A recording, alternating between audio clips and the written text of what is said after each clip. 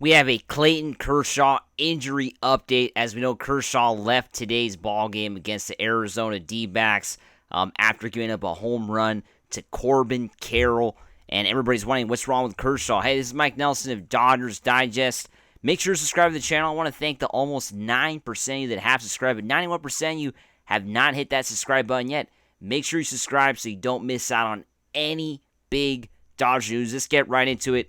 Of course, as we know, Clayton Kershaw left today's start due to pain in his left big toe.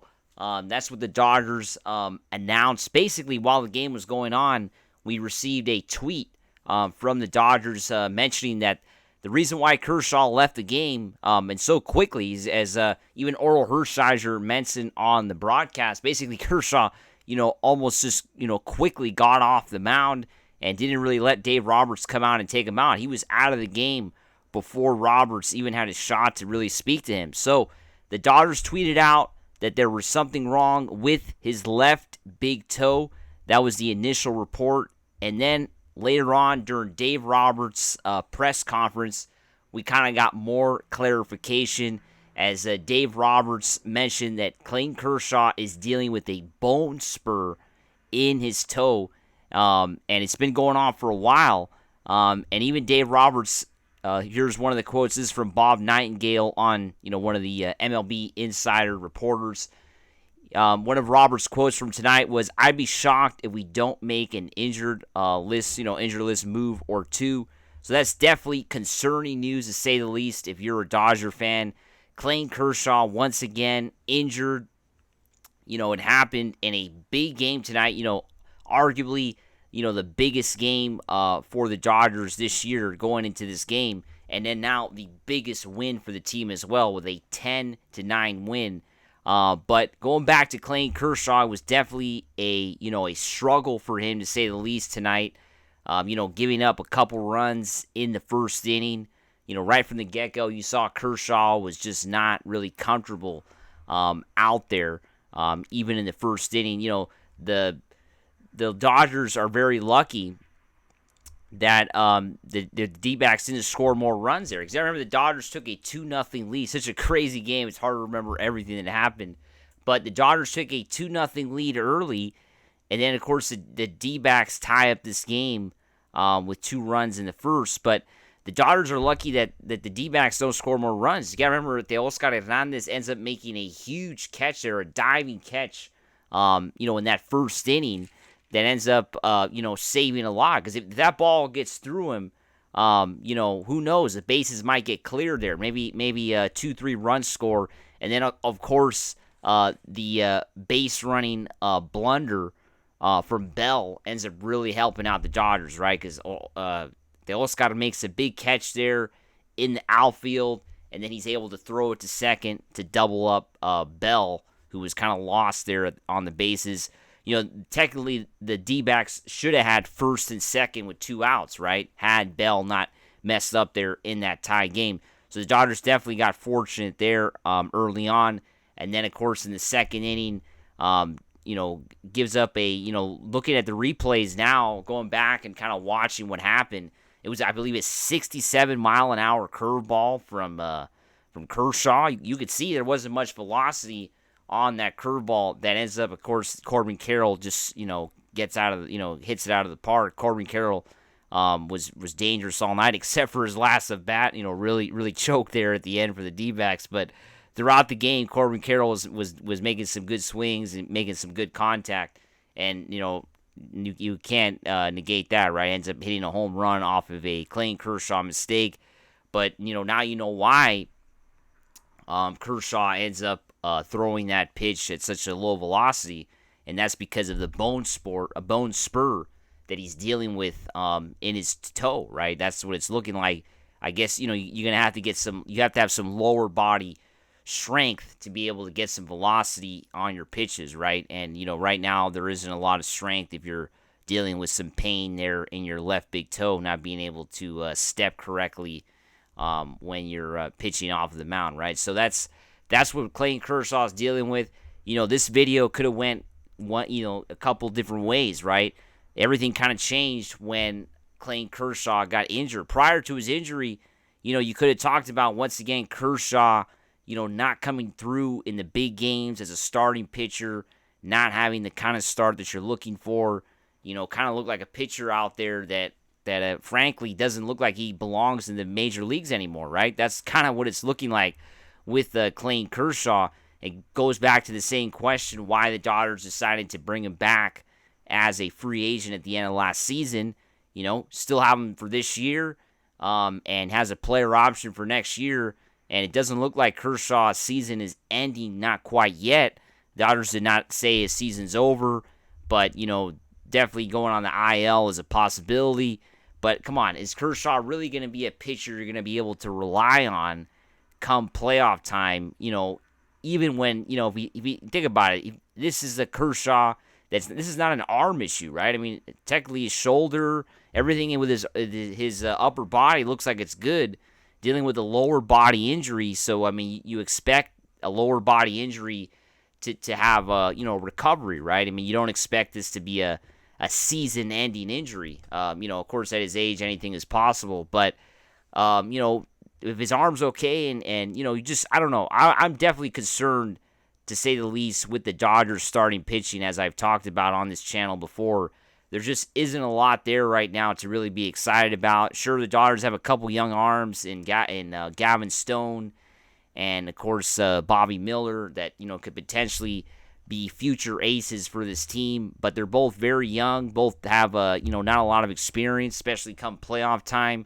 So you don't know what kind of pitcher you're going to get from those guys come the playoffs. Kershaw is a pitcher that, has all the experience in the world, has everything go in his favor when you put him out there. I mean, he has all the knowledge possible to face the biggest hitters, the best hitters in the game, right? He has all that knowledge that a lot of other, young players don't have. That's what Kershaw has, right? So, with him not being 100% and not being at the level that you hope him to be is concerning, right? Because you wish that he was at a higher level right now. You wish that he was completely healthy, wasn't dealing with the bone spur, was pitching at a high level, so that way the Dodgers could say, well, let's bring out Kershaw as our number 2, number 3 guy, right? Especially with the Glasnow and Yamamoto situations kind of up in the air. Although Yamamoto looks like he's coming back soon, Glasnow still a question mark. Jack Flaherty is now a reliable pitcher for the Dodgers, so now you could throw out Kershaw there as well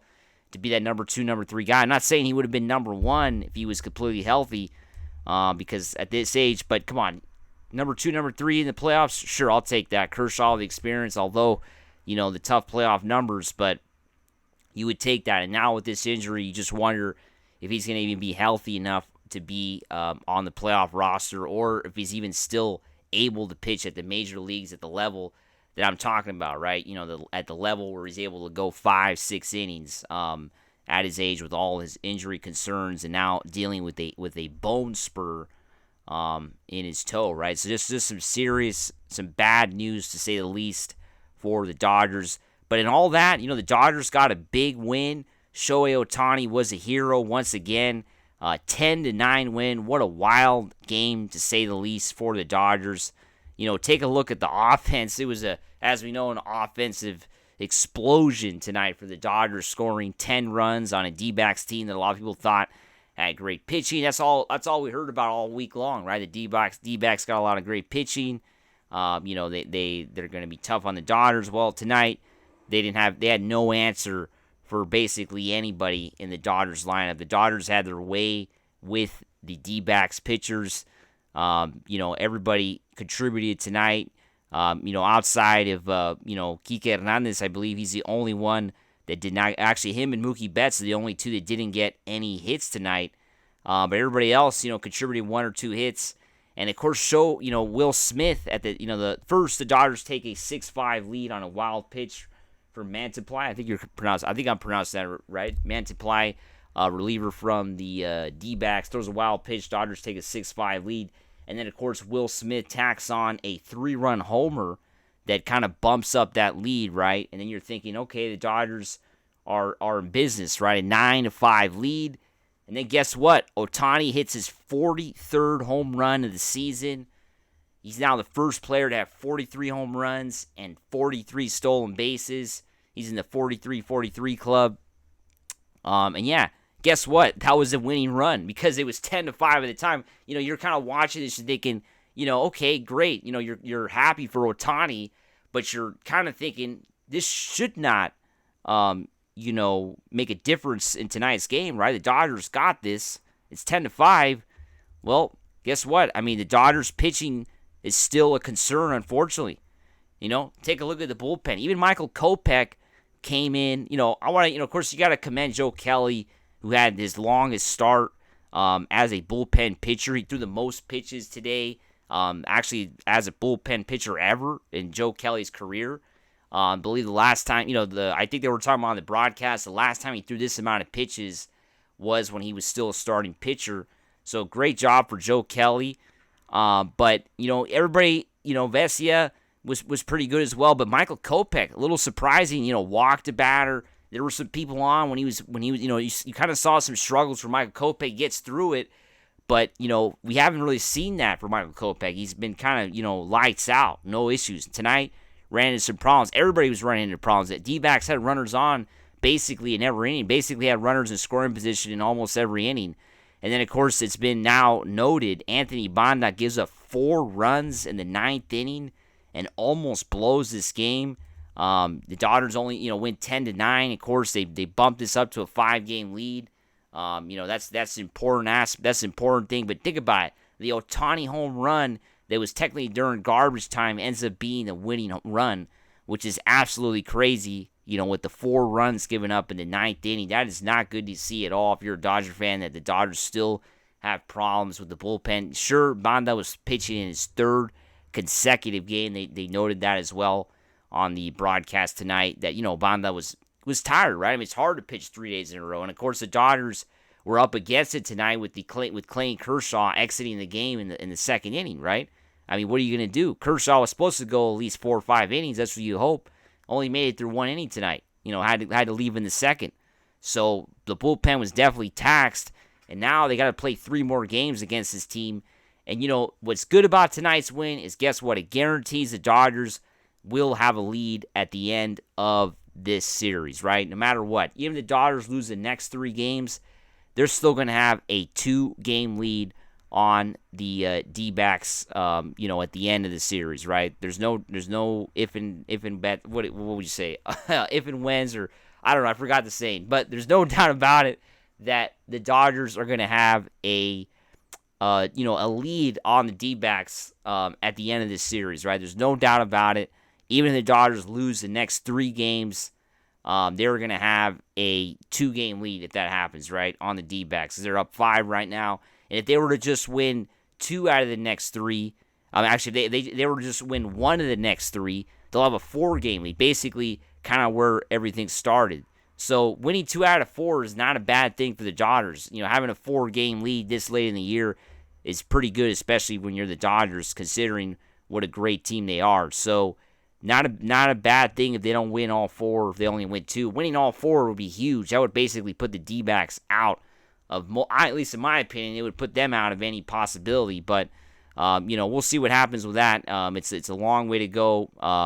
With in that situation, the Dodgers still have to, win, play these next 3 games. But winning these next few games would really, put the D-backs in a tough situation, to say the least, because it would be now, 8 back with just a little over 20 games to go. So, like I mentioned at the beginning of the broadcast, make sure to subscribe to the channel. We got a lot of content all weekend long, and let's go Dodgers.